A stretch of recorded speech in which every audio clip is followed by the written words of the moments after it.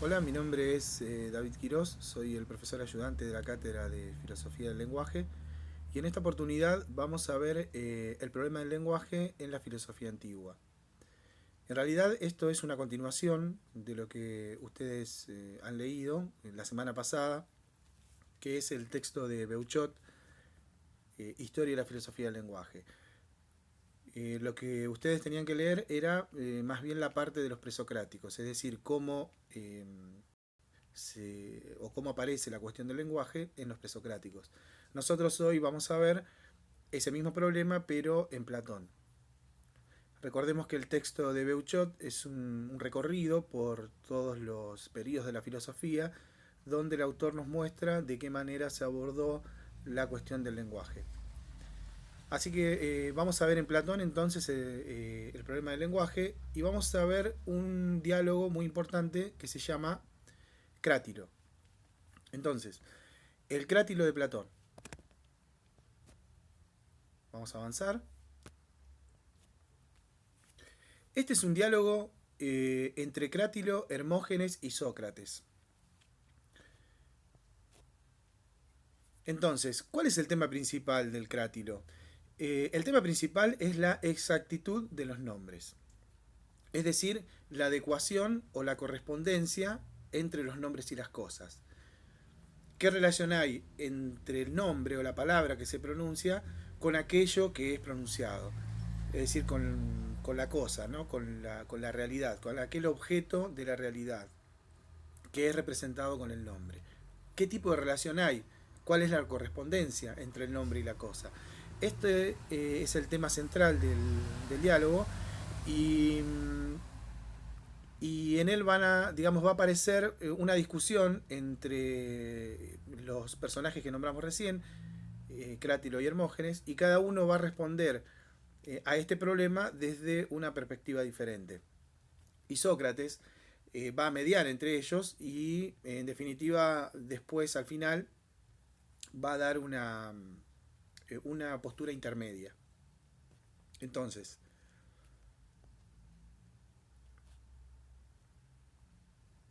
hay dos corrientes diferentes para explicar esta cuestión de la adecuación o la correspondencia entre los nombres y las cosas. Vamos a ver primero la posición de Crátilo. Crátilo expone que el nombrar depende de la naturaleza de las cosas. Existe una relación entre la cosa real y la palabra con la que se denomina. Es decir, que se le da un nombre que represente la realidad sin que haya una intervención de la cultura humana. ¿Qué quiere decir esto? Crátilo lo que está diciendo es que el nombre se da de manera natural y que acá no interviene la cultura, no interviene el hombre arbitrariamente, sino que cada cosa se llama de esa manera de forma natural. Es decir, el nombre está en una relación, inherente a la cosa, por lo cual no puede llamarse de otra manera, porque en el nombre mismo está la esencia de la cosa. Entonces, claramente esto no tiene que ver con cuestiones humanas o con un acto del hombre, sino que de manera natural los nombres representan las esencias de las cosas. Esta es una postura, la postura de Crátilo. Ahora vamos a ver qué es lo que dice el otro personaje, que es Hermógenes. Entonces, Hermógenes expone que la naturaleza no es la que asigna los nombres, sino que es un acto solo del hombre. Noten la diferencia, ¿no? Para Hermógenes, las cosas no se llaman de determinada forma por naturaleza, sino que son los hombres quien les dan, quien ponen el nombre a las cosas. Es decir, el origen de los nombres está en la convención. Es decir, es un acto humano, un acuerdo, en donde se establece un nombre totalmente arbitrario, ¿no? Y que en un lugar se puede llamar de una manera y en otro lugar esa misma cosa puede llamarse de otra. Por lo tanto, acá no hay el nombre no representa las esencias de las cosas, sino que simplemente es un acto del hombre que le llama de una determinada manera a algo y que en otro lugar o en otro tiempo puede ser diferente. Hay una parte del diálogo que dice lo siguiente. Dice Hermógenes: pues bien, Sócrates, yo, pese a haber dialogado a menudo con este, es decir, con Crátilo, y con muchos otros, no soy capaz de creerme que la exactitud de los nombres sea otra cosa que pacto y consenso. Entonces, claramente en esta postura, la exactitud de los nombres tiene que ver con el acuerdo entre las personas, con el acuerdo de las comunidades. Por eso decíamos, en un determinado tiempo y en una cultura se va a nombrar algún objeto o alguna cosa de una manera y en otro lugar se la va a nombrar de otra. Y eso no hay ningún problema porque es totalmente arbitrario y es convencional. Entonces, acá vemos dos posturas diferentes. Es muy interesante lo que se está planteando porque este diálogo, digamos lo que subyace en el fondo, esas teorías que están en este diálogo, es lo que va, digamos, lo que va a aparecer en las discusiones posteriores acerca del lenguaje. En los distintos periodos de la filosofía nos vamos a encontrar con discusiones en las cuales van a aparecer estas teorías. Muy bien, sigamos entonces. Avanzamos un poco más y entonces tenemos claramente dos teorías diferentes. Entonces la discusión se da entre estas dos posturas, ¿no? ¿Cuáles son estas dos posturas? Una es el naturalismo y la otra el convencionalismo. Claramente el naturalismo está representado por Crátilo y el convencionalismo por Hermógenes. Como decíamos recién, estas dos teorías, digamos, están presentes de alguna manera en todas las discusiones posteriores acerca del lenguaje. Si nosotros pensamos en la filosofía medieval, vamos a ver que el problema de los universales tiene también algo similar a esto cuando se habla de nominalismo y esencialismo, o también lo vamos a ver en la época moderna cuando en el mismo texto de Beuchot veamos Locke, Descartes, Leibniz, vamos a ver que esto vuelve a aparecer. Y también en la época contemporánea, donde podemos hablar de filosofía del lenguaje propiamente dicha, también van a aparecer estas cuestiones. O sea que por eso decimos que es un diálogo muy importante. Muy bien, avancemos. Yo elegí dos ejemplos para, digamos, para poder observar estas dos posturas de un ejemplo que no está en el texto. Es decir, es algo que está fuera del texto, pero que nos sirve para poder comprender mejor esta cuestión del convencionalismo y el naturalismo.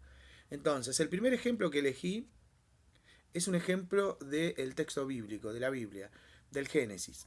Génesis capítulo 2, versículo 19, dice lo siguiente: formó pues Jehová, Dios de la tierra, toda bestia del campo, y toda ave de los cielos, y trájolas a Adán, para que viese cómo les había de llamar. Y todo lo que Adán llamó a los animales vivientes, ese es su nombre. Noten que acá parece ser que nos encontramos con un ejemplo de naturalismo, porque Jehová Dios formó la tierra, todas las bestias del campo, las aves del cielo, y se las trajo a Adán. ¿Y para qué se las trajo? Para que Adán viese cómo les había de llamar. Pareciera que a cada animal le correspondía un nombre, que era el que Adán tenía que ver para poder ponerle ese nombre justamente. Entonces acá vemos, podríamos decir, un ejemplo de lo que sería naturalismo. Vamos a correr la pantalla un poco para ver el segundo ejemplo. El segundo ejemplo tiene que ver con el convencionalismo y está sacado de Romeo y Julieta. Y dice lo siguiente, dice Julieta: Romeo, renuncia a tu nombre y a cambio de ese nombre, que no es parte de ti, tómame entera. Romeo dice: tomo tu palabra, llámame solo amor y seré nuevamente bautizado. Desde ahora ya no seré Romeo. Acá claramente se ve que la importancia no está en el nombre, sino está en la persona. Es decir, que el nombre no está representando la esencia, como decíamos anteriormente en el naturalismo, sino que no importa cómo se llame. Julieta le está diciendo: renuncia a tu nombre, y le dice que no es parte de ti.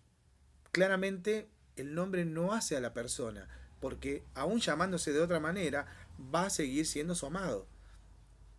Y Romeo contesta, tomo tu palabra, llámame solo amor, y seré nuevamente bautizado. Desde ahora ya no seré Romeo, pero seguirá siendo su amado. Entonces acá el nombre no está en una relación natural con lo que es la persona. Es decir, la persona, ellos van a seguir siendo quienes son más allá del nombre o que se les pueda decir de otra manera. Entonces este es un caso de convencionalismo. Un ejemplo, mejor dicho, de convencionalismo. Muy bien, avanzamos. Vamos a ver ahora.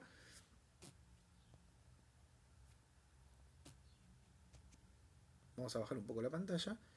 Y vamos a ver la crítica del convencionalismo. Porque en realidad dijimos que Sócrates va a tomar una postura intermedia. Pero lo que también va a hacer Sócrates es que va a criticar ambas posturas. Entonces, vamos a ver ahora cuál es la crítica que le hace al convencionalismo. Y después vamos a ver la crítica al naturalismo. Y al final ya veremos qué es lo que propone, ¿no? Esa postura intermedia que decíamos al principio. Muy bien. Antes de ir a la crítica, podemos decir que la postura del convencionalismo tiene por debajo otra teoría, digamos. Esa teoría es la teoría del homo mensura, o del hombre como medida de todas las cosas, de Protágoras. Obviamente es una... Esto está emparentado con los sofistas, claramente, y con el relativismo sofista. El convencionalismo tiene de fondo esa teoría. Entonces, ¿cuál es la crítica que Sócrates va a hacer al convencionalismo? Dice así, la crítica consiste en que hay denominaciones falsas y no podría haberlas, ya que, vamos a correr la pantalla, ya que según esta postura, todas las denominaciones son correctas. Si se puede hablar falsamente, entonces no hay una correspondencia entre el nombre y la realidad. Claro, porque lo que en realidad quiere decir es que si existen los nombres falsos, es algo que no se puede negar, diría Sócrates, esto contradice la teoría. ¿Por qué? Porque según esta teoría los nombres son arbitrarios. Si yo puedo llamar a una cosa de una manera, o podemos ver que en una cultura se llama de una forma y en otro lugar se llama de otra, y así, ¿no? En distintos lugares y en distintos tiempos, lo que quiere decir es que si el nombre es convencional, quiere decir que todos los nombres son válidos. Entonces, y Sócrates encuentra acá un punto débil y él lo que dice es que existen nombres falsos. Y entonces, ¿cómo se explica que existan estos nombres falsos? Entonces, existen las denominaciones falsas y esto no podría ser, ya que según esta postura, las denominaciones son correctas o son todas válidas, todas tienen el mismo valor. Entonces, lo que va a decir Sócrates es que si se puede hablar con falsedad, entonces no hay correspondencia con la realidad. Quiere decir que no hay un acceso a la verdad. También tenemos que decir que en realidad la cuestión del... si bien el tema es el lenguaje, ¿no? Como dijimos, ¿no? Y claramente se da esta cuestión de la adecuación entre los nombres y las cosas, es también la relación entre lenguaje y mundo.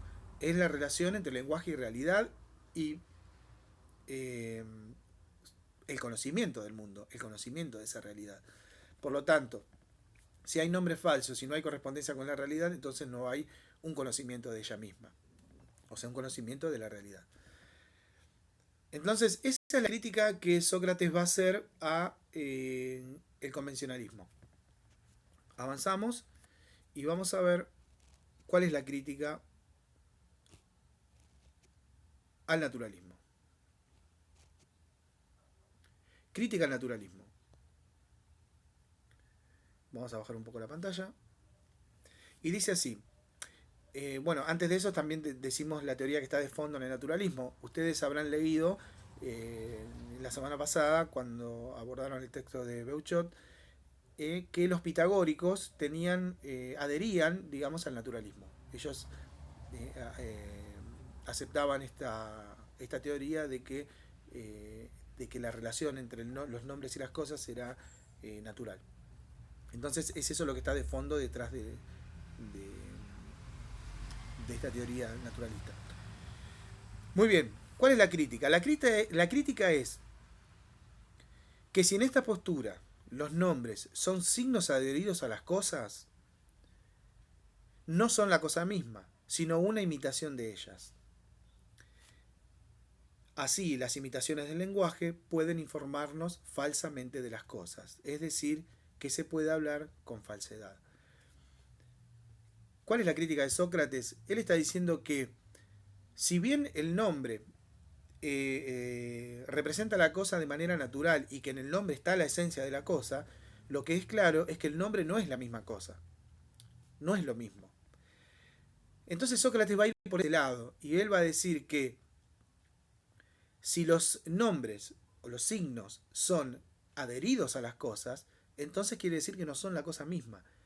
Entonces, si no son la cosa misma, son una imitación de ella. Entonces, las imitaciones del lenguaje pueden informarnos falsamente de las cosas. Entonces, ¿qué quiere decir esto? Que entonces se puede hablar con falsedad también. Por lo tanto, no hay un conocimiento certero de la realidad o del mundo. ¿Se entiende? Noten cómo en ambas posturas Sócrates, digamos, va a utilizar lo mismo, que en las dos hay falsedad. Hay falsedad en el sentido de que no hay correspondencia con la verdad. Entonces, él critica las dos posturas desde ese mismo ángulo, ¿no? En que en las dos posturas se puede hablar con falsedad. Muy bien, avanzamos.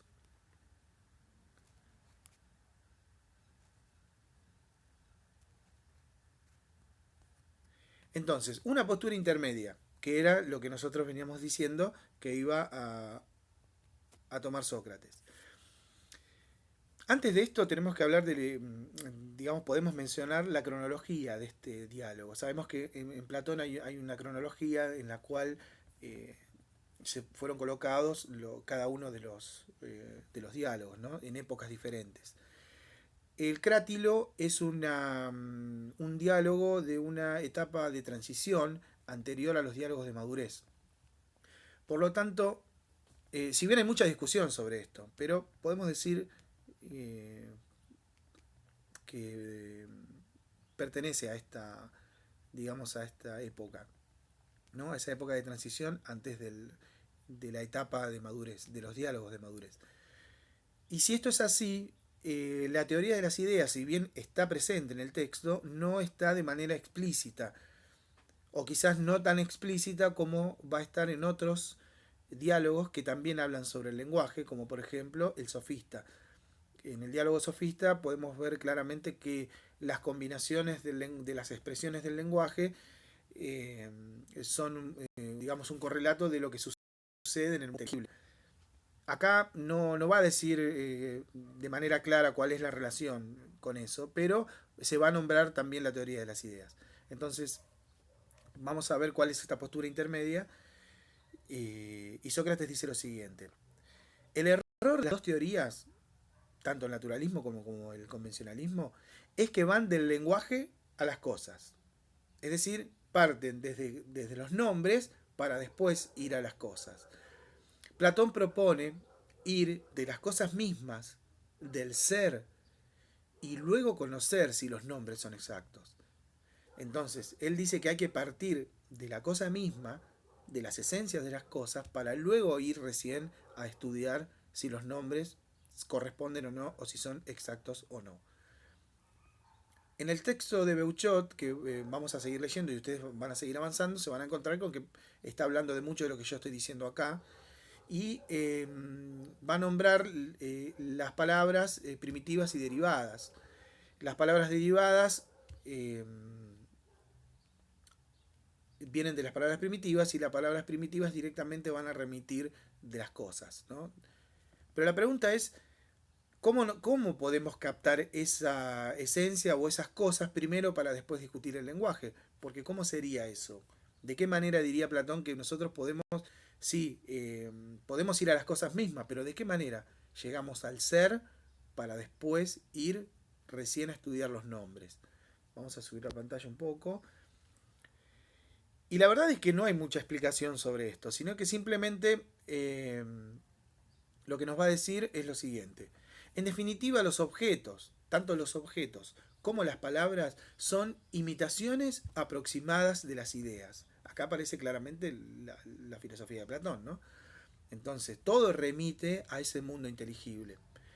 Los objetos y las palabras son imitaciones aproximadas de las ideas. Ahora, ¿cómo captamos nosotros esas ideas primero para poder después discutir los nombres? Captamos la realidad directamente y no a través de los nombres. ¿Qué significa esto de directamente? Podríamos decir por intuición. Captamos por intuición la esencia de las cosas y entonces después de ahí podemos estudiar los nombres.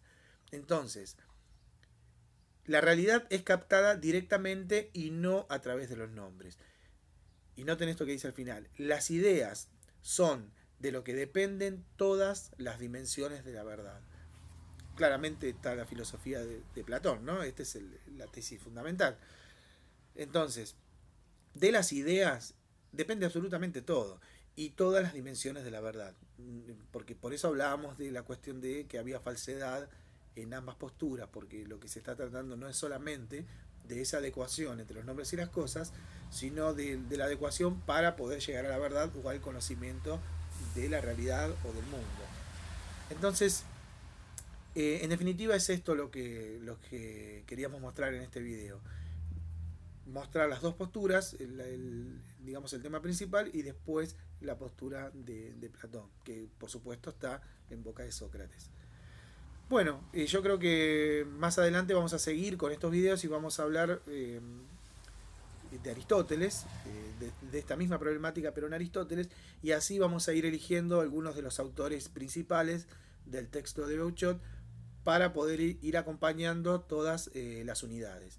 Vamos a tener también en la etapa contemporánea otro video que tiene que ver con ya la filosofía del lenguaje como propiamente dicha, ¿no? Con el giro lingüístico y demás, y toda la época del siglo XX.